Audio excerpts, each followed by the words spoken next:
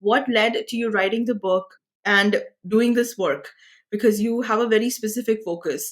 So why do this work and why these particular themes? Well, in the early 1990s, I was hired to direct a program designed for a group therapy program designed for people who had been hospitalized with serious clinical depression.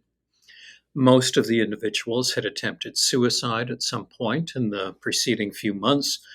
And the hospital was noticing that people were getting discharged from inpatient care and then getting readmitted very, very quickly, or at least an unacceptably high number of them were getting readmitted within 6 months. And that wasn't a big surprise because there wasn't a lot of follow up. There was, people would get discharged from inpatient care into the community, and the community and the life that they had been living is actually what made them depressed in the first place. That wasn't a huge surprise. So we had a group therapy program based on cognitive behavior therapy principles that people went through. And we sort of had to get people on board with the idea of what in cognitive behavior therapy we often think of as the triangle, which means behavior, thoughts, and emotions, and how those interact and influence one another. If I was to go in there and tell them, oh gosh, this is going to be so wonderful, cognitive behavior therapy is the most wonderful thing, it's going to fix you right up, that really wasn't going to work very well. So we had to come up with some kind of creative way of getting people on board. And one of the exercises for that is that I had people imagine that they wanted not to get better. In fact, they wanted to get worse. So I had them imagine maybe you could win $10 million.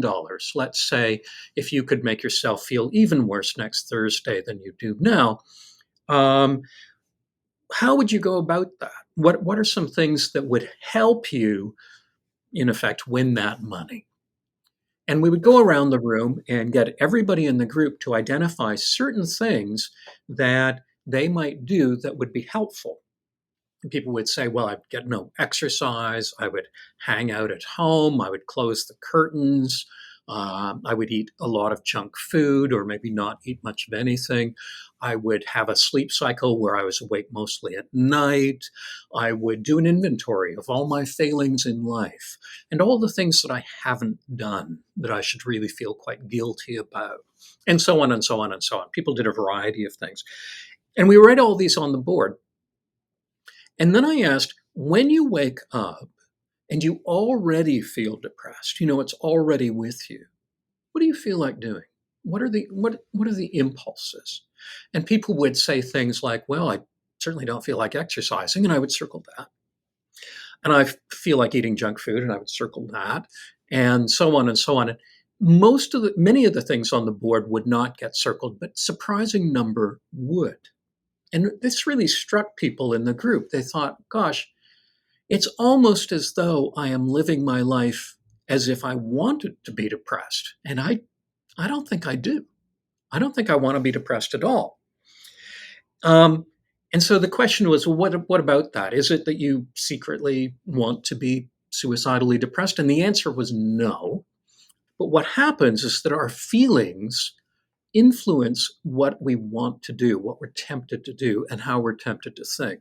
And so it tends to create this spiral effect in people's lives. And I noticed that this is true in other people's lives as well. Like if you ask people, just non-depressed people, just people who maybe not as satisfied with their lives as they would like, what if you wanted to be depressed? What would you do?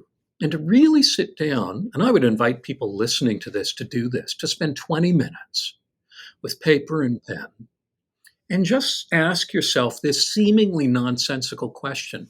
What would you do if your goal was to feel worse, to have a bad life, to be completely dissatisfied with the way that you were spending your days? How would you do this?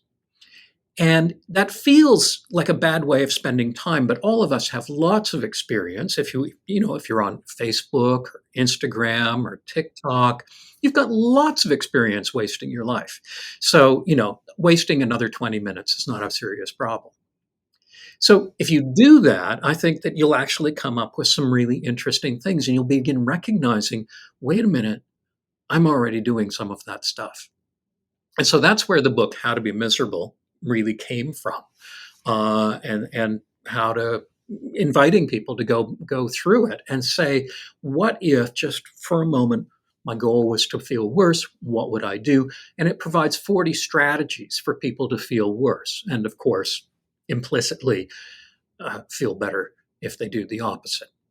Yeah. So that's where that came from. And it's an amazing book. There's just such abundance of information in today's world. Like, there is something about everything available for you to read. Things that were not so commonly discussed or discussed only by certain professionals is now being openly discussed and talked about. And yet we have never been more miserable than we are now. Mental health issues are on the rise. This is something I love. This is why I love your book, because it reminds you that it is not that complicated, unless, like, yes, of course, you have some kind of psychological disorder or some kind of physiological issues going on. Life was never meant to be this complicated.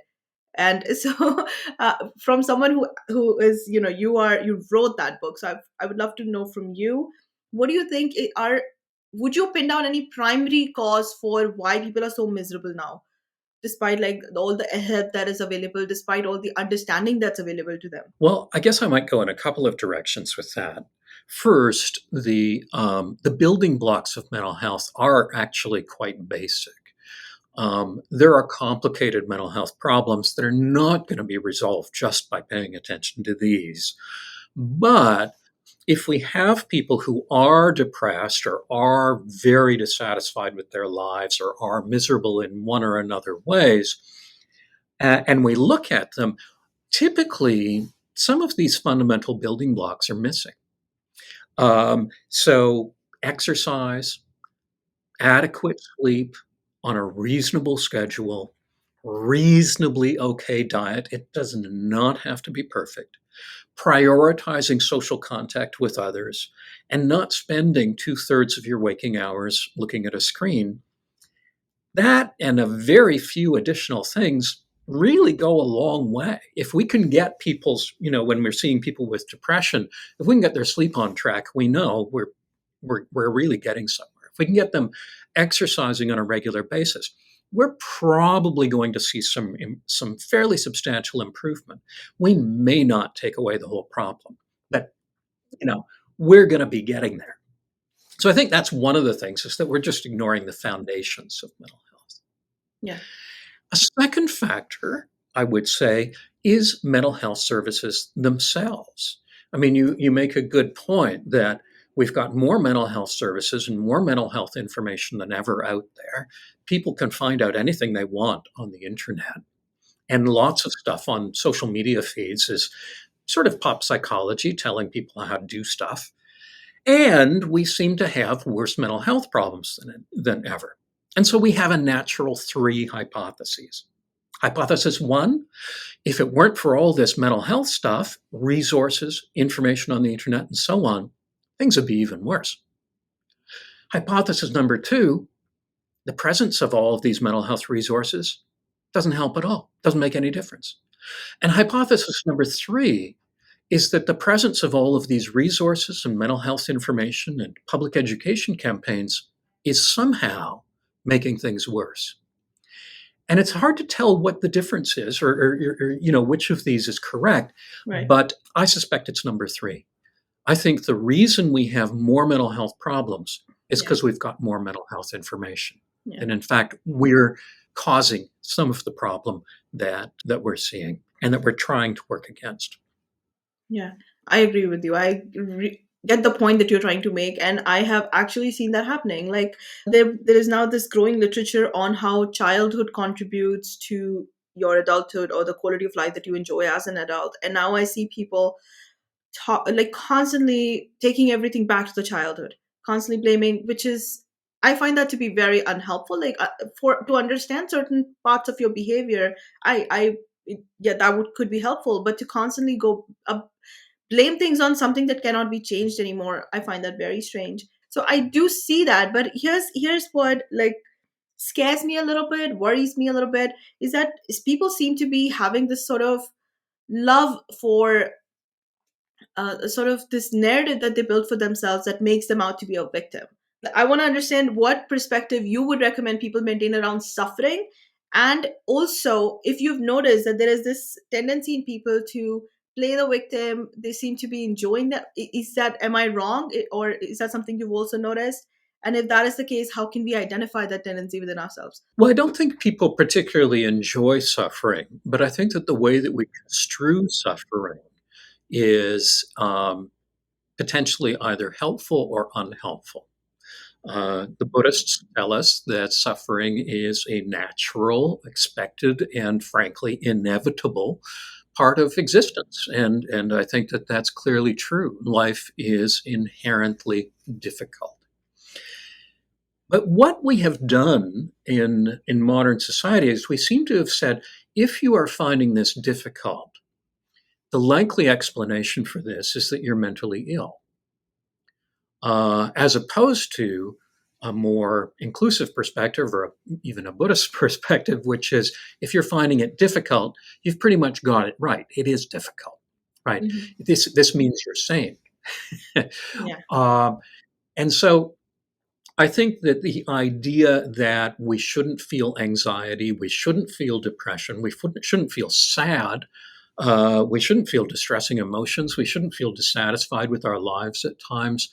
And if we do, this means we must have some kind of mental health diagnosis. I think that this actually contributes to problems for people. So people begin getting a diagnosis either because somebody gave them a diagnosis after seeing them for 5 minutes, or because they've gone on the internet and they've looked at the diagnostic criteria for a wide variety of illnesses and said, oh, I think I have that one and that one and that one. And we know that self diagnosis, if you read all the diagnostic criteria, it's inevitable. You will find yourself. There's Yes. no Yes. Sure. question. Yeah. No one in history, I'm sure, has ever read through the DSM 5 or the ICD and not found a disorder that seems to suit them. But if you then identify yourselves as I am a depressive, I am a socially phobic individual, I am this, I am, whatever, Yeah. I am ADHD, then that disorder becomes a fundamental part of your identity.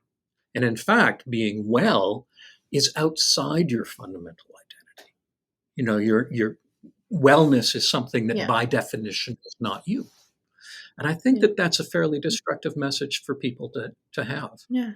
That's so true. And they always say that there is no such thing as a truly healthy adult. And I feel like if that is the case, then perhaps that is the idea that we should be popularizing and letting people know that what in fact you're experiencing is just part of life. You've collected, like, I'm 32, 32 years of living, 32 years of experiences. They can't possibly be all good or all sorted through and well processed. So I think, yeah, you're absolutely right. People do completely miss that point, and there is this tendency now to label everything. Let's have a specific name for everything, and I think it makes you feel, I don't know, I could be wrong, I could be making a very harsh judgment here, but I feel like anytime someone is able to say, oh, I have anxiety, I have depression, it changes how people treat you. And they sort of, it makes it feel like their suffering is more serious. They're suffering, like they're doing something important in life, and they start finding their identity in those labels.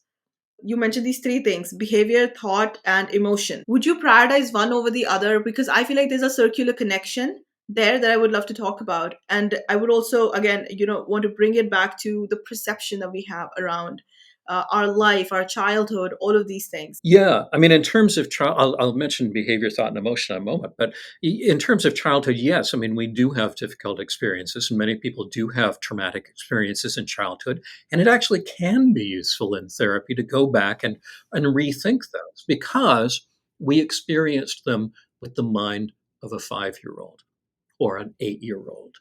and we just didn't have the cognitive capacity to actually figure out or resolve or figure out what's going on here. And we can go back as an adult and almost re-experience those phenomena and see how, in fact, there was a way of understanding that, or a way of processing it that we simply did not have access to when we were 5. So there can be useful work there, but you can also, you're quite right, I think, get stuck in the past. And because we don't have a time machine, we can't make that event not have happened. It We're stuck. And so at some point we need to voyage back from the past into the present and say, what's going on right now? And what's going on right now is our experience, the things that we're doing, the way that we're thinking, and the emotions that we're feeling. And each of them impacts the others. If we can just hit one of them, let's say, well, let's make you feel really terrible. Maybe we'll inject you with some drug that makes you feel really terrible. Right. What do you want to do as a result of that? That feeling makes you want to withdraw, perhaps, turn down social invitations, not go into work or study, what have you, a variety of different changes in your life. It'll also affect how you think, because when you feel terrible, your temptation is to think about every other time in your life when you felt terrible. Experiences or thoughts that mesh with or match the feeling that we presently have. So if we do that and we begin thinking a lot of negative thoughts, that too will influence our behavior in a negative way. And it will feed back and make us feel worse. And so we have this spiral going from behavior to thoughts to emotions to behavior, thoughts, emotions, and going the other way, emotions, thoughts, behavior around. So a double spiral, if you like, almost like DNA, going in both cycles and grinding us into the problem. So what do we do about it? Well, one option that a lot of people really try to do is intervene at the feeling level. So we want to just not feel anxious. Yes. We want to stop feeling depressed. The problem with that is it's actually kind of hard to do. And if we look at how you're thinking, and if we look at what you're doing, usually the emotions actually make sense. They're not crazy. They're very sensible, right? If you are doomed, you're a terrible person, no one on the planet has ever been as bad or as inadequate as you, and you're sitting at home with absolutely nothing going on, and you're eating junk food and having a mostly nocturnal sleep cycle, uh, depressed mood, that's how that feels. That is a normal feeling to have in those circumstances. Yeah. So we try not to work so much at the emotion level. Indeed, much of the work that we do with the emotions is to open up to them, to allow them to be present, and to give ourselves space to be anxious. You mentioned that people say, I have anxiety. What that means for them is that they have an anxiety disorder. But in fact, anxiety is a normal human emotion. I see public education campaigns that say things like 30% of, I live in Canada, 30% of Canadian children have anxiety. And I keep wanting to respond, no, that's not true. 100% of Canadian children have anxiety because they're alive. Yeah. And anxiety is a normal human emotion. You're going to have it. And you may not have it as intensely or as severely as some people, but if we tell people, you're a little weird because your anxiety is so extreme that it really sets you apart from the rest of the human race, they're only going to become more anxious. So it's probably not helpful. Yeah, yeah. There is whenever I would meet someone and they would tell me, "Oh, I'm having these thoughts or have being so anxious," or I would myself experience anxiety, I would always tell myself, "Calm down, relax. It's not that big a deal. It's okay. It's part of life. Let's just figure this out one step at a time." And that helps me a lot. And yet, when you say that to other people, when you tell them that, okay, this is part of life, they feel like they're being that you're not validating their feelings. It is this very, like, people value validation a lot. You need to affirm the other person's feelings. You need to make them feel like what they're saying is, it matters. You can't, or maybe they make it about like, oh, you're blaming them for the state, because nobody likes being told that, oh, whatever the state of your life, you're actually responsible for it. Which also means that you can fix it. If you've brought yourself to this place, you can go to a better place. But people don't like that so much. Why is that barrier? I would think you would want the power to be in your hands than have them be, about some external event. So why is there that barrier to taking responsibility? And as you said, like, we have to make it about something huge unfolding in our life, instead of just saying, oh yeah, everyone's experiencing what I'm experiencing, part of life, let's take it from there. Yeah, I mean, there are terrible things that happen to people. I've practiced in psychotherapy for, well over 30 years. And just when you think you've seen every terrible thing that can happen to a human being, a person comes in and tells you about three more. So this is not to deny, awful things happen. I've known people whose family members have ended their own lives in front of them. Um, I have seen people who've been maimed in terrible, terrible accidents, people whose entire families have been killed in war, and situations like that. So these very extreme events really do occur and often need some degree of processing and thinking about and resolution that can't be brought about by undoing those events because they did happen. But you're right in that, yeah, people often resist the idea that they may not be entirely helpless because that means, oh, you think I'm bringing that about on purpose. And that's actually a bit of a leap. We don't believe that anybody gets depressed on purpose. Nobody seems to have a panic attack on purpose. Nobody seems to be socially anxious and feel inferior to everyone around them on purpose. It's something that happens outside conscious awareness. And it typically happens not because some Martian made us do the wrong thing, but because of those earlier experiences in our lives. What we can do by becoming more aware of how what we're doing and the way that we're thinking is influencing us, we can then take charge of some of that. We'll never take charge of all of it. We'll never be in full control of our behavior. We'll absolutely 100% not be in full control of our thinking. And we will never, ever be in full control of our emotions. But we can have an influence, particularly on our actions. And if we do that, often we can feel somewhat better. But it's a little bit like, smokers who, want to reduce the risk of lung cancer. And we could say, well, perhaps if you quit smoking, that might help reduce the risk of lung cancer, because I know you've got a fair bit of it in your family, we might say to them. And in a sense, a person can say, well, you're saying that if I get lung cancer, it's my fault. What I'm saying is that you absolutely 100% did not intend to get lung cancer. But if you want not to get lung cancer, there might be something you can do to reduce the odds. Eliminate them? Sadly, no. Reduce them? Yes. I feel like if somebody started reading your book and simply started taking those actions, things will change. I think drastically for them within the first week itself. Like, they'll start seeing change very quickly, because when you start exercising, when you start getting adequate sleep, when you change how you view the world, how you process things, I think things will be very different. But then there is this whole thing about the narratives that we spin for ourselves, the stories we tell ourselves.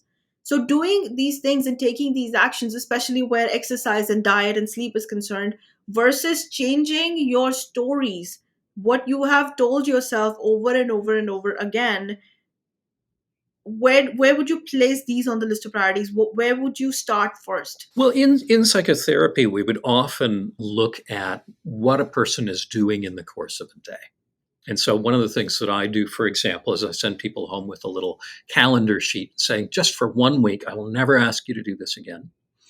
But for 1 week, each hour, I'd like you to like make a quick note as to what you're doing. Might be just TV, might be sleep, movie, eating, whatever, you know, then bring it on back and we'll take a look. And often what we'll discover is that the person is living a depressive life. Not surprisingly, because they're depressed and they frankly just don't have the energy to do much else, right? We can't suddenly say, okay, now this week, live as if you're not a depressed person because they just don't have the gas in the gas tank to be able to do that. But it is to some degree understandable how they're feeling. And so we'll try to begin working on that to some extent, right? Let's see, is there something this week that we could change? Typically, something that seems insignificant. And almost always, it will seem so insignificant that it just seems foolish. So you haven't, left your home in a week. And mission one might be for this week, might be to leave your home for 5 minutes. This is not going to revolutionize your life, but it gets the ball rolling. Hmm? So we'll start usually doing something behavioral. And then once we got something on the menu there, we'll look at, well, what is the story? Tell me about yourself. Tell me how you understand yourself.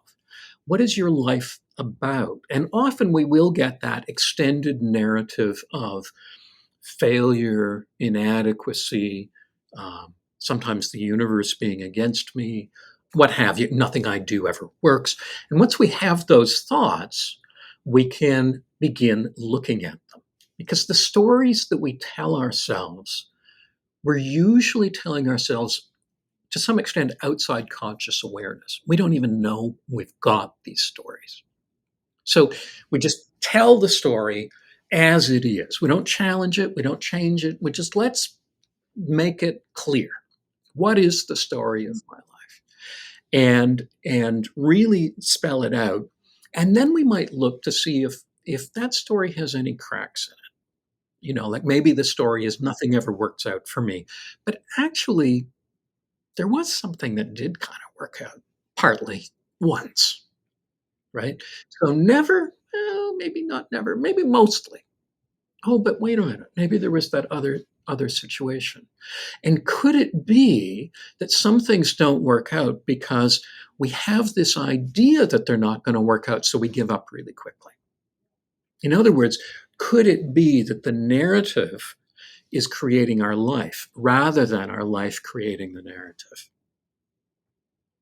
So we'll begin looking at how the story begins to influence us. Very angry people are like that. Anger is almost always a story. It's a story about what the other person means, what the other person thinks of us, what kind of character the other person has, what they do with the rest of their life, and so on. Even when somebody cuts us off in traffic, people often swear at people and they'll call them a name which is about their character as a human being based on 1 4-second sample of their behavior. Yeah. We can begin realizing maybe my story isn't valid, or it could be, but I would never know because I don't have a big enough sample of their behavior. Maybe they were on the way to the hospital. That's why they cut us off. Yeah. Who knows? I love that example, and so true. I used to have massive anger issues, and you're absolutely right. It was about the stories that I was telling myself, and I want to come back to that. But would it be okay then, with what you shared here, to start with simply lifestyle changes? Because a lot of people don't go to professionals; instead, they're getting social media therapy. So in those cases, instead of looking for some grand reason, some big thing that is happening, you can just maybe start with a lifestyle change. It's a good place to start. One of the things that I would ask people, and I ask people this in therapy, but I invite people not in therapy to ask this of themselves. Imagine that we kidnapped the next 12 people who pass in front of your building, your house, your school, wherever it might be, and we give them your life. We make them do exactly what you do. They'll eat exactly what you eat. They will sleep exactly your sleep schedule. They will consume media exactly the way that you do. We'll give them your boss, your job, your school, your parents, your siblings, your spouse, your everything, 24 hours a day, they will basically live your life. And at the end of the month, how do you think they would be? It's surprising how reliable that exercise is, because when we have somebody in the office who is feeling quite miserable about their lives and often convinced that it's their childhood that's the problem, they will typically say, oh, if we brought in a random person and they lived my exact life for 1 month, I think they'd be depressed. And I get the opportunity to say, I think you're right. I think they would be too. And notice we didn't give them your lousy childhood. So maybe what we need to do is to begin working on some of these building blocks. It doesn't feel right. People feel like there's got to be some deep psychological principle, some magical key that will unlock all of this. And in fact, often it's just you need to get out more. You know, Yeah. you need to exercise. You know, people often go to therapy not because they don't know what to do, because they're hoping for a shortcut, right? Is there a way that I can feel better without stopping drinking, Yeah. without giving up drugs, without exercising, and like how boring is that, and without giving up my internet addiction, and without socializing with other people, and the message of a lot of therapy is, unfortunately, no, there isn't a shortcut. You need to do the building blocks. It's not that the building blocks are always the only thing, but they're a big part of the thing for most people. Yeah. Definitely. There's an immense power in what you've said. I think that firmly gives you back the autonomy that you feel like has been robbed because of the stories you're telling yourself. I think that's this immense power if you can just appreciate it. Now, coming back to, like, I shared with you about my anger issues. So obviously, it's like it's a long story. Wouldn't want to go into that. But one of the things that my therapist would say to me was, I had this big thing that was big part of my story was I wasn't loved as much as my sibling was. I wasn't loved as much as, like, over and over. And my then at one point my therapist asked me, "What did you do to earn this love that you want so badly? What did you do to earn that love? Let's talk about that. Let's focus on that."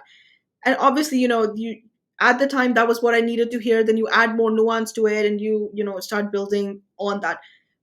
But what helped me throughout my therapy was constantly, constantly, constantly bringing the story, focusing on myself and only on my actions. But I like the approach that you have in your book, which is a more nuanced approach, which I would love to talk about, where you talk about how much of the blame you internalize, how much of the credit you take, how much of it you externalize. I would love to talk about that. Well, I mean, often there are people in our lives who've been lousy. Parents sometimes do have favorites, and that harsh. We can engage in a lot of therapy designed to deny reality, but sometimes that was true. That was true. It brings us back to the question: and what are you going to do about it? One option is that because we had a parent who didn't take very good care of us, because something happened to us, what I need is for the world to correct that. And then I can be happy. I need to get that apology from the people who neglected me when I was younger. And then I will be able to move forward. But what this does is it places control in those other people's hands. And in some cases, those people are dead. They're not going to come back and apologize. It's been done, it's over. And sometimes the person is so unreasonable, they can't see it or they can't admit what they did. And you're never going to get that apology. You're never going to get that rerun of your childhood. And so the question comes back to us and saying, given that difficult things have happened in our lives, what are we going to do? How do we take control of that? But you're quite right. I mean, being part of it is being able to acknowledge, no, actually, some of my resentment is well placed. Yeah, Yeah. yeah, and that person should never have done that. Absolutely. And it's not about fault. I sometimes will say to clients, it's important to remember that this is not a court of law. This is a therapy room. Yeah. right? So we're not talking about who's to blame here. That's not what we're not trying to figure out who to send to jail. We're trying to figure out how do we make change. And the only way we can make change is by making change with ourselves. We can't change anybody else. I love that. Now, for the benefit of my listeners, I got to communicate a lot of what I figured out with that question. And later on, I shared with my parents, okay, these are the things that were you did and they were not okay. You shouldn't have done that. Why did you do this? It hurt me. Some of it got acknowledged. Some of it, they even said we were doing our best. We like emotional intelligences are things that I introduced them to. So you kind of have to understand that, and that is the perspective I maintain whenever we have like something old comes up and it's like, okay, so what you've said, actually, that is exactly how it played out, and some of it got resolved, some of it will never get resolved, and you just have to learn to be okay with that, because you're building something, and let's keep the focus there. So I love that. And here's where I want to talk about the failure to launch phenomenon, because first of all, I would love for you to share what that's all about. And yeah, let's take it from there then. Well, there's a variety of transitions in life, from babyhood to childhood, from childhood to adolescence, and from adolescence to adulthood. And mostly that latter one is about independence. From adolescent dependence on parents, where we might be a bit rebellious and so on, but we still depend on them for money and support, and they do our laundry and they make our food and that kind of thing mostly. I'm hoping that most people in their adolescence are starting to take some responsibility for making some of their own food and doing some of their own chores. But then adulthood is more about mostly being able to take care of ourselves. The reality is, we're not going to grow all our own food. We're not going to sew all of our own clothes. So we're always going to be somewhat dependent on others. But mostly, I'm able to feed myself, clothe myself, hopefully house myself. That's not essential, but maybe. And be able to function as an adult rather than a 20-year-old, uh, a 20-year-old, 12-year-old, if you like, a child. And so, what failure to launch is about, it's not the greatest term because it's got that term failure right up front. And I don't really like that. I prefer calling it delayed transition to adulthood, meaning that the person is still living more the life of an adolescent when it might be time to move on into adulthood. In Japan, where this phenomenon is most widely known, the term is hikikomori, which means feeling inward, being confined. In Right. Britain, the term is NEET, not in education, employment, or training. And in North America, it's more often called failure to launch, though I hope we'll come up with something that gets more widespread in use sometime soon. But essentially, these are young people who are, 20, 25, 30, 40, who are living at home with parents, not necessarily a problem. Multi generational households are just fine. But they're not functioning as an adult within that home. So the parents are still parenting as if they have a child. They might be waking the young adult up. They might be making all of the food. They might be providing all of the money. The young adult might be on the internet all day, might be gaming all day, might be very fearful about leaving home. And so everybody else does all the shopping and so on. And so in many cases, they're almost housebound. And there's usually a lot of social anxiety. The problem often comes about in part because they've been teased or bullied or felt inferior in school. And then once school was over or once they left, they kind of got to stay at home. And parents have been trying to help them and protect them, but in a way that has actually wound up disabling them instead. And so the mission is, how do we begin embracing adulthood a little bit more and develop that independence. When a baby is born, we do everything for them. We diaper them, we feed them. They can't even raise their head, so we move them around. And then a friend of mine once said that having a child is basically 9 months of saying hello and then 20 years of saying goodbye. And what that means is that there's this steady ramp in which gradually we hand over responsibility for their own life to the child. But in many cases, that ramp has actually flattened out so that the young adult is actually not doing any more for themselves than they did when they were 10 years old. Or indeed, sometimes the ramp is going in the wrong direction. It's going back towards childhood rather than forward towards adulthood. And I'll reinforce what I've said, which is that living with parents is not the problem. Indeed, what many people do, they live with their parents, they take on steadily more responsibilities to the point where they're equal with their parents.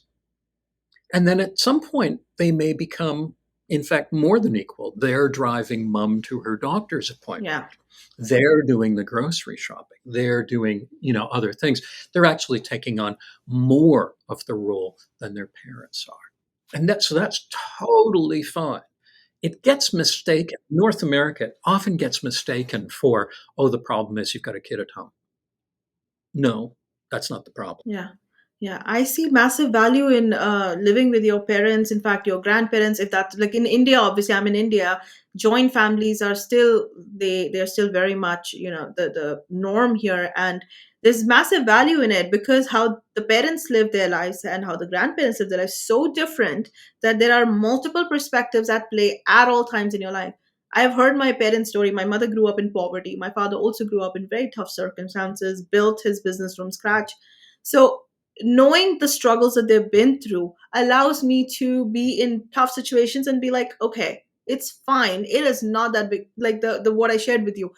And this is what I want to ask you, because I've spoken to a lot of people from their generation while I was doing volunteer work. I met really, really old people, 70, 80-year old women who wanted to change their circumstances. They didn't blame anyone else for where they were in life, but they wanted to go to the bank, apply for a loan, start a business. It was amazing, very inspiring to see.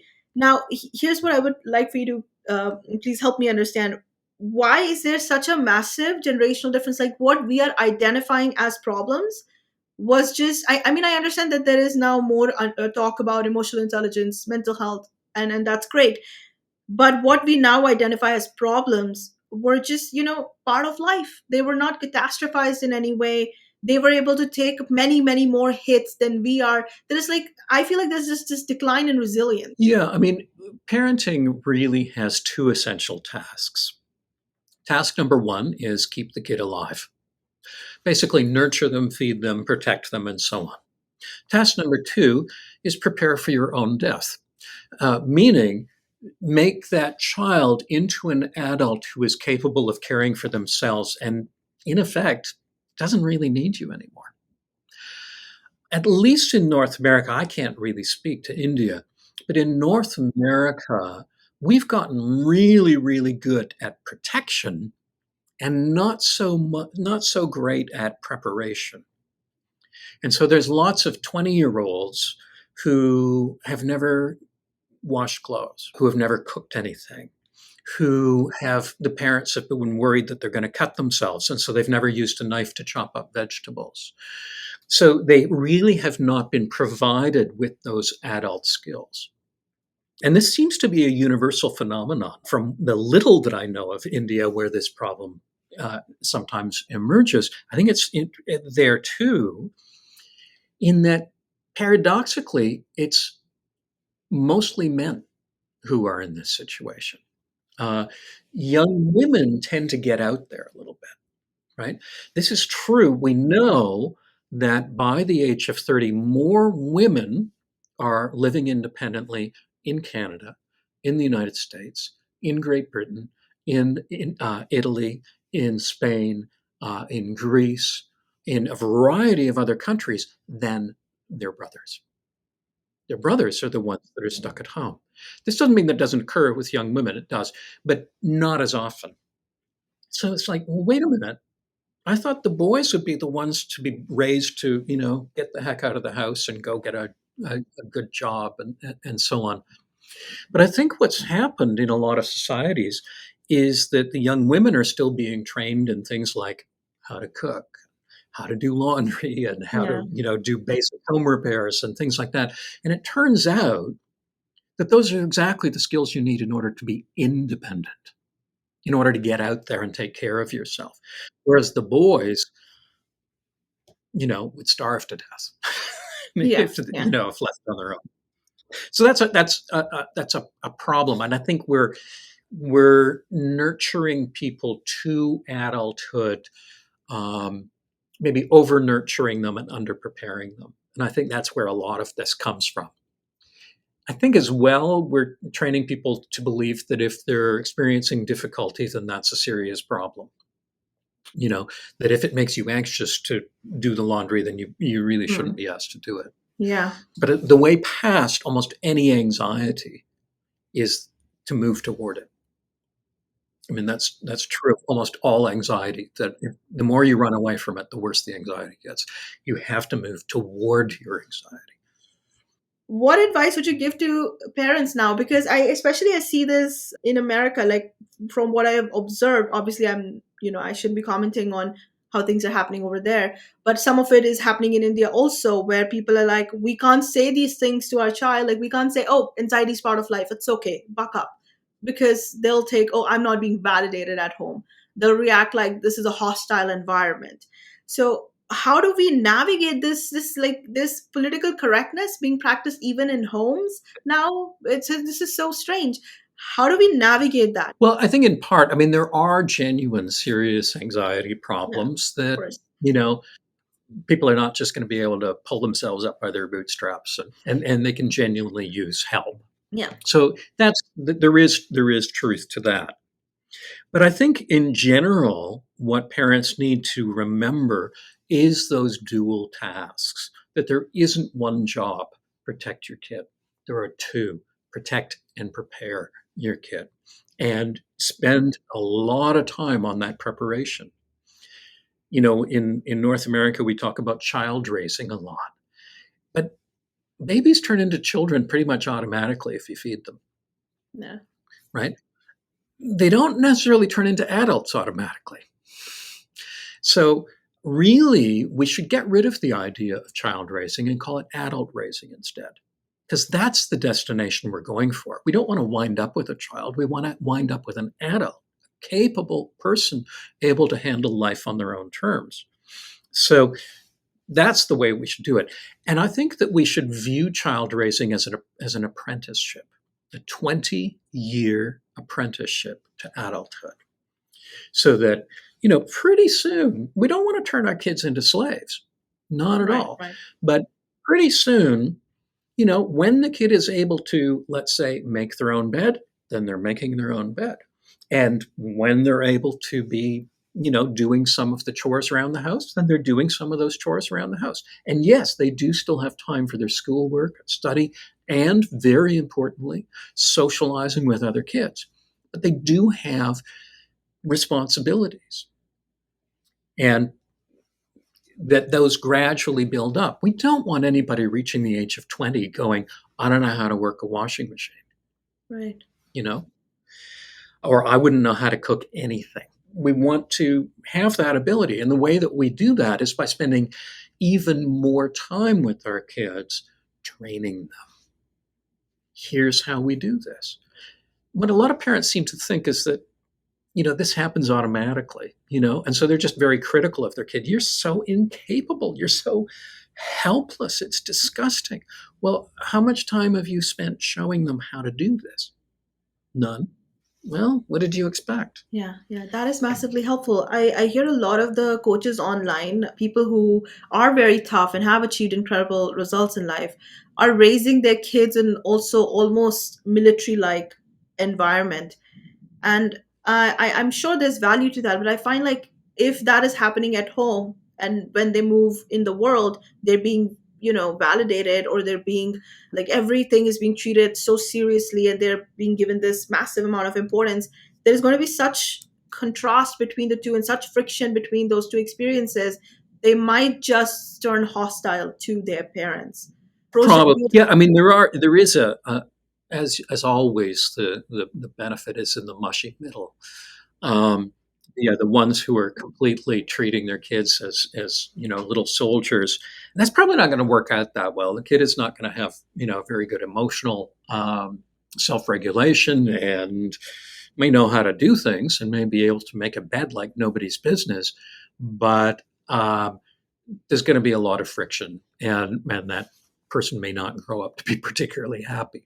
yeah, So they're in the middle somewhere where we're helpfully and kindly nurturing and viewing this process as a process of learning and developing, which doesn't have to be a matter of the sort of military style, you will obey me yeah, or else kind of thing. In fact, the nature of adulthood is not obedience. The nature of adulthood is, to a great extent, self-determination. So the military style may not actually be that helpful. yeah. I love your advice. I love what you've shared here, because I think assigning responsibilities, that is not happening. Like, I don't see that happening all that much. Whenever I see like families, I observe them. Parents are very. It's again. It's, I think, has a lot to do with like single, like one parent, one child family where there's only one kid, and you want to give that kid everything, and that just that doesn't end well. Now, from the child's perspective, a child who grows up in an environment like that, I have had clients who experience social anxiety, like women who, now that they're venturing outside of that safe environment, some of them lost their parents and suddenly their world turned upside down, and now they're venturing out into the world and they experience massive panic attacks, which is very, very scary and a difficult place from which to build your life. But then how do they do it? Because if you've been in that very protective environment, eventually, either, unless you are okay with not realizing your potential, not experiencing the joy of overcoming challenges, if you want all of that, you're going to have to start somewhere. So where do they start? What perspective do they carry as they go onto this journey? In working with people, I often talk about the different zones of comfort. And imagine a little box, uh, like a square that I might draw on a whiteboard, such as the one behind me. And within that, that's your zone of comfort, we'll say. These are the things you feel comfortable with. So this woman whose parents have died, maybe she's comfortable going to the market. She knows people there. It's okay. I can do that. Right. But that's about it, let's say. Surrounding that, an even bigger box is the zone of mild discomfort. These are places you can go to and you feel a little fluttery, you feel a little anxious. You can do it. You can get yourself into that situation without having a panic attack and freaking out and running away, but it's not really very comfortable. And then there's an even bigger box that's the zone of extreme discomfort. And this is where you go into that situation, you get so overwhelmed with terror that you can't stop yourself from leaving, from running away. Okay, what do we do? How do we overcome our social anxiety? Well, the idea would be to sit down with the person and really get a long, long list, as long as possible. What are all the things that make you anxious? What are all the different situations that, bother you a tiny bit, bother you a little bit, bother you a lot? And then we'll look and say, okay, so let's find the ones that are just outside your zone of comfort, just a little bit out. Like if we have somebody who's used to going to this market, and that's all they do. That's all they've ever done, right? As a matter of fact, it's a big market, and they only go to the first three places in that market because that's all that feels totally comfortable to them, and they've actually know those people who run this. Well, what we'll encourage them is to go to the fourth and go a little further, go a little further, go a little further. But we'll do it in a planned way. So if they go and they think, oh, I'm okay so far, I'll go a little further. Oh, I'm okay. I'll go a little further. Oh, I'm a little anxious, but I think I can push it a little further. What they're doing is they're making their anxiety the controller of when they leave. That's not a good idea. Right. What we Right. need to do is plan with them. What are you going to do? And then let's go do that. Either, and sometimes the therapist might go with them, but sometimes it's something they plan to do on their own. And if it's totally okay, tough luck. They have to leave anyway, right? We make a plan, we do the plan, and if we're more anxious than we thought, we try and stick through it. And if we're less anxious than we thought, we don't go any further. That's it. So we do exactly what we planned to do. That means that what you're doing is determined by your plans and your will. It's not determined by the amount of anxiety you have. We're really trying to get anxiety out of the driver's seat. We're not trying to kill off your anxiety. We're trying to allow the anxiety to be there, but it doesn't get to tell you where to shop. It doesn't get to tell you where you're allowed to go. So gradually we work at that. And what happens is if you can get into this place that makes you a little anxious, maybe it's a bus. And you go to the bus and the first time it's kind of, oh, it's not very nice and I don't really like it and so on. And the second time it's almost as bad. And the third time it's almost as bad.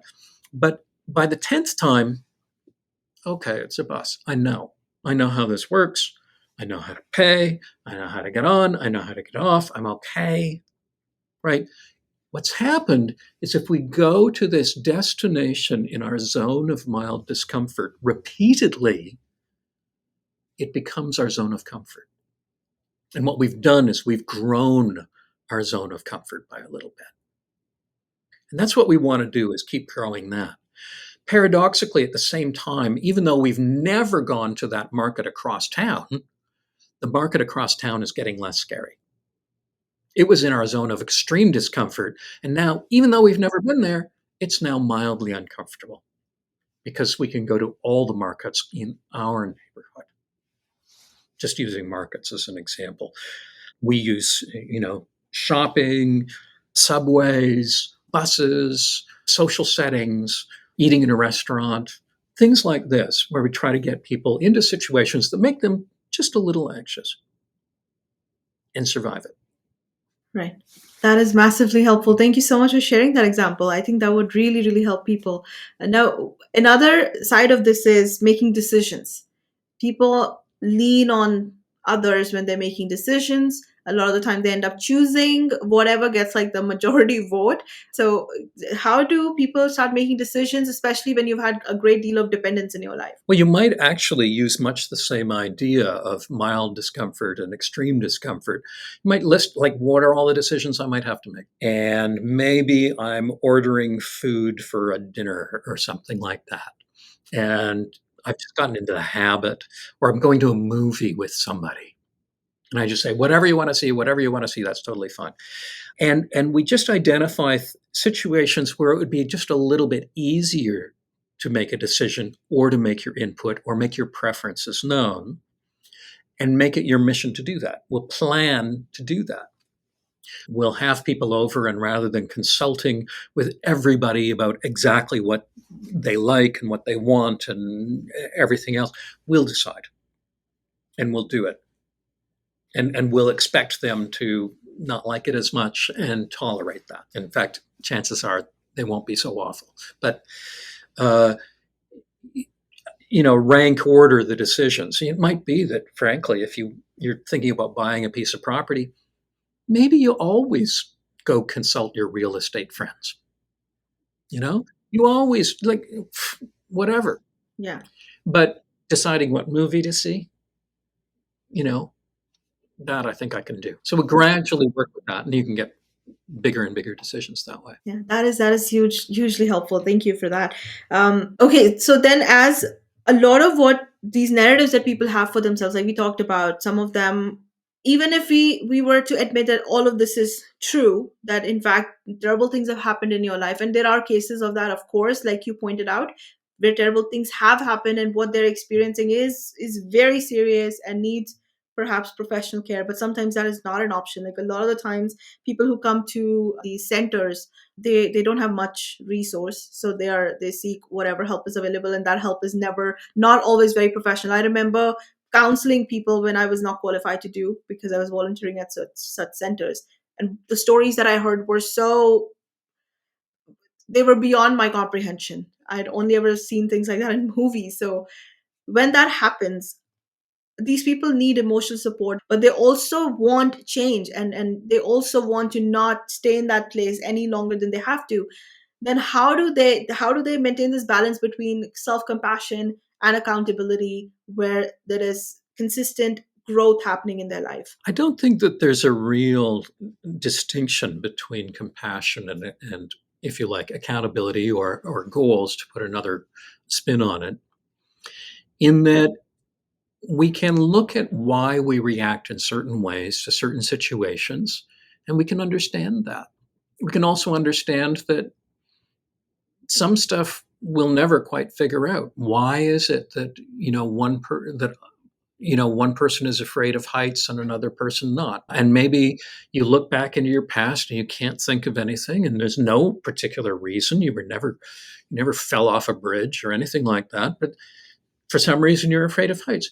And you can simply acknowledge that and actually treat yourself with a degree of compassion as I am a person who seems to have this, who knows why. That's okay. This does not make me inhuman. This is a normal thing. Lots of people are like this.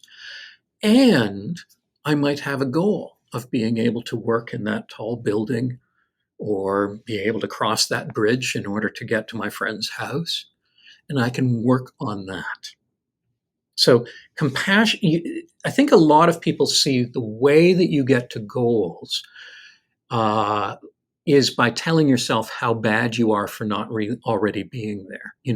That you are this stupid, pathetic person because you can't cross that bridge, that look how many people go across that bridge every day. You can't.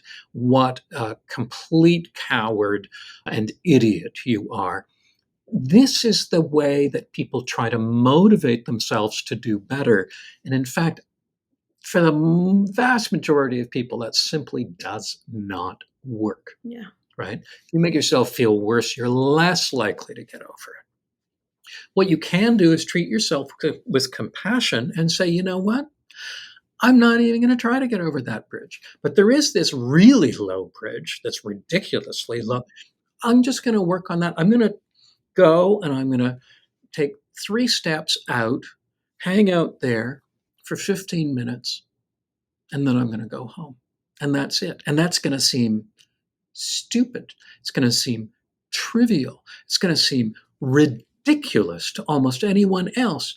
And yet it may be what I need, because that's my zone of mild discomfort. Yeah. That's something I can do. I know I can do. And then gradually I can build it up from there. So I can have compassion with myself. That does not mean I give up and give in necessarily. This tendency to motivate ourselves with the stick, by beating ourselves up or calling ourselves names, virtually never leads in the right direction. So a lack of compassion is not the answer for practically any problem. Yeah. Now, another thing here that happens that I often notice is people start identifying with their pain, with the trauma that they've suffered, or they've just built up an identity that perhaps they are facing a lot of challenges in life, and that identity is not serving them, but they don't see it. Obviously, a third person might see it, they don't see it. So how attached should we be to identity? And because there are so many people, especially very very powerful successful people, who use personas, so they slip into these personas as in when they're facing big challenges. So can you please explain a little bit of that and how it can help people? Well, a lot of people who've been through really difficult circumstances actually do take on part of their identity from those. So, a person who had to take care of a parent who was ill with some desperate disease and the parent eventually died, that person may discover, you know what, that's given me great experience with caregiving. I'm going to be a caregiver, right? That actually becomes their identity. That's who they are. A person who has been severely traumatized, including with violence or what have you, might become an anti-violence activist of some type. Yeah. And that's fine. That can be actually quite a healthy way of integrating the experience that you have with your life. It's surprising how often it's not inspirational experiences that give people their focus and direction in life, but traumatic experiences that do.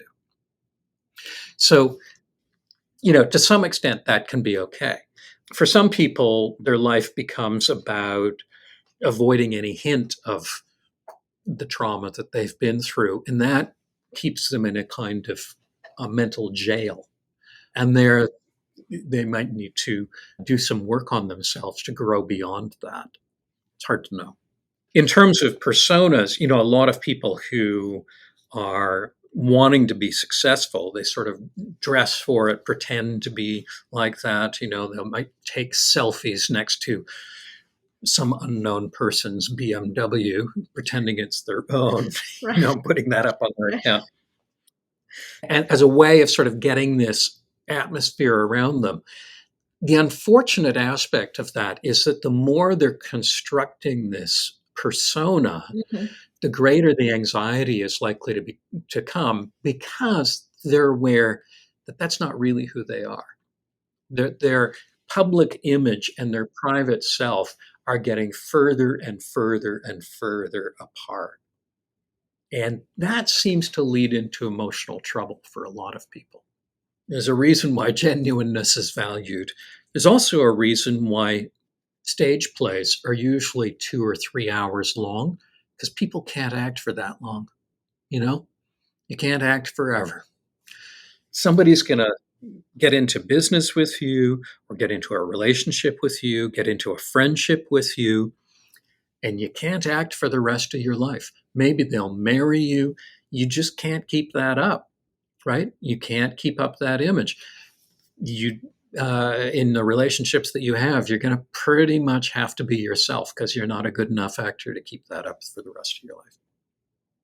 So, is consciously cultivating a different identity that is an option? I mean, people, we to start doing that since the day we were born. But like, when you, as an adult, when you identify, okay, this is where my life is, I don't like it. This is the person I've become, I don't like it. I want to have like this completely be this completely different person. Then you're consciously cultivating a different identity for yourself.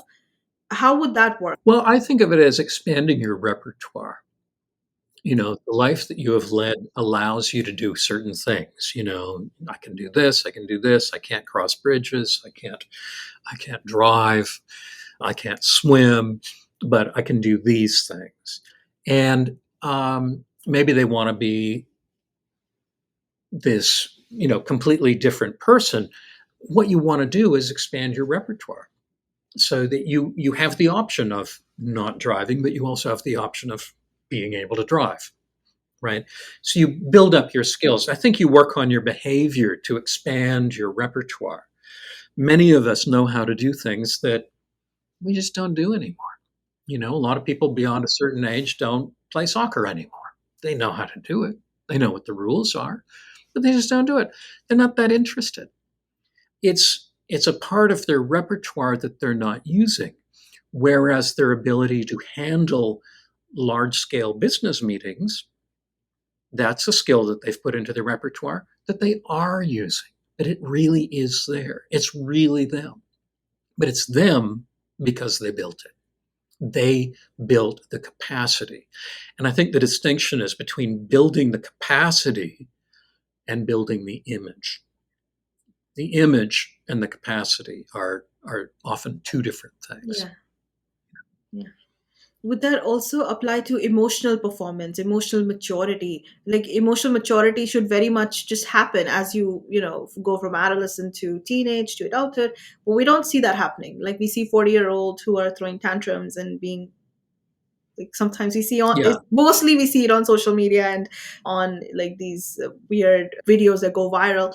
So in those cases, but what you're saying, especially with the zone of discomfort exercise that you've walked us through, is that can we do that even with our emotional I don't know what term to use here, but how we meet people on how we meet our life emotionally, how we face it. Yeah, I think we all experience a variety of uncomfortable or inconvenient emotions, whether that's rage, anxiety, sadness, and so on. And those emotions bring with them the temptation to guide our behavior. I feel sad, so I'm not going to go to school today. I'm going to stay at home and close the curtains and isolate at home, even though realistically, that's probably going to make me feel worse. Make me feel better the moment I say I'm going to do it, but it'll make me feel worse in the long run. So, a big part of, if you like, adulthood is developing the ability to override certain emotions, or at least override their behavioral temptations, so that your anger gets triggered, but you don't actually hit anybody, or you don't explode into this tirade that will show up on YouTube. Yeah, You yeah, know, you have that ability to feel the emotion and not act on it, to feel fear and not run screaming away. The emotion is fine.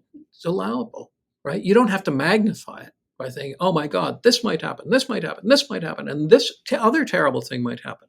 You don't have to indulge it in that way. You can allow the emotion to be there and say, and I'm going to the grocery store. So I will commit myself to, what I've decided I want my life to be about this morning, this afternoon, today. And I can allow any emotion that wants to be there to be there. It's okay. But they don't have to control me. yeah. So being able to override in that way, I think is essential. I think, for example, every parent sooner or later is going to get really frustrated with this screaming baby. And you need to be able to override that and say, yep, I'm frustrated and the baby needs changing. So I'm Yeah, going to do that. yeah, yeah. Oh, but I don't want to. Well, that's tough. You're going to do it anyway. I don't feel like going into work today, and I'm going to go into work today. Yeah. Yes, yes. I think you've helped like to people who always look for validation. I think that is excellent because then you are validating how you're feeling, you're allowing that space and but also getting shit done, allowing life to actually grow, and allowing yourself to grow. I love that. Thank you so much for that. Now, to people who have been on this self-improvement journey for a long time but have experienced no change, where would you direct their focus? What advice would you give them? Sometimes self improvement can be a bad thing in that all the effort that you're putting into it really is giving yourself a hidden message. And the hidden message is you're not good enough. If you were good enough, you wouldn't have to be doing all this self improvement. So, what I encourage people to do is to imagine that they are good enough. I don't try to convince them that they are because that, in many cases, is a bit of a lost cause. But we don't have to get your mind there completely. But what if you were? Like, let's say you were a good enough human being. Hmm, hmm. Nothing needs improvement. How would you spend your life? So now your life is not governed by remediating all your flaws. Now you're fine. What do you want to do with it? And then, in effect, leapfrog the self improvement process. And why not just live that life? I see a lot of people who, they read books. The only books they read are self improvement books. Yeah. And I say, what if you were good enough? What would you read then? Let's start reading some of that stuff. Oh, you'd read Harry Potter. You know what? Like, I know you've got 10 self help books, in your shelf before that. Why don't we bypass most of them and read Harry Potter? You can still read that stuff. You can still do your self-improvement, working out at the gym, or learning something, or going to psychotherapy or coaching. But in addition to that, let's live at least some of your life as if you were fine, because fundamentally, you probably are. Yeah. Whether you feel it or not, you probably are essentially fine. So let's spend some of the time doing that. And what will likely happen is that that feeling that you're fine will begin to sink in, because you're acting as if you are fine. Yeah, yeah. Again, love that. Now, for my final question, with what you're observing in how the world is working right now, how the younger generation is doing things, what are you loving about it? What is one thing that you're observing in the world that you are glad that this is happening versus one thing that you would caution people against? I think people are concerned about a variety of issues. People are concerned about the treatment of diverse populations. People are concerned about the environment, and they're taking action.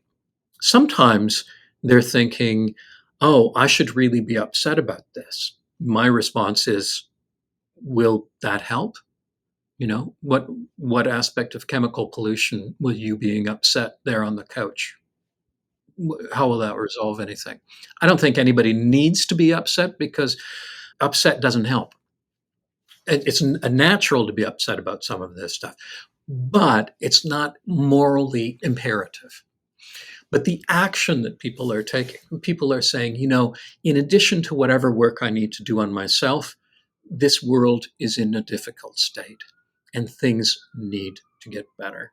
And I will spend at least a little bit of my energy on that rather than on myself. Right. That I would say is a positive development. Maybe not a new development, but it's positive in that it's happening now. Yeah, I love that. And you would caution people against not just being upset, but also taking action to go with that. Well, some people, I see people occasionally that are so upset about climate change that they can't do anything. Mm, And this actually doesn't help the climate, yeah, so true. right? You crying into the sofa does not prevent torture from taking place, does not stop any bombs from falling, Very true. does not stop gay and lesbian people from being executed. It does not stop any of the things happening in the world that are happening. It's not useful. Yeah. What is useful is action. So we've reached the end of this video. Thank you so much for watching and for sharing your time with me.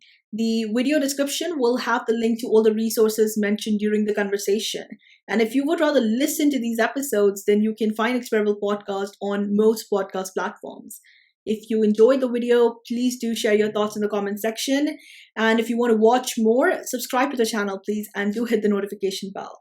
I will see you again in the next video. Till then, please do take care of yourself. Bye.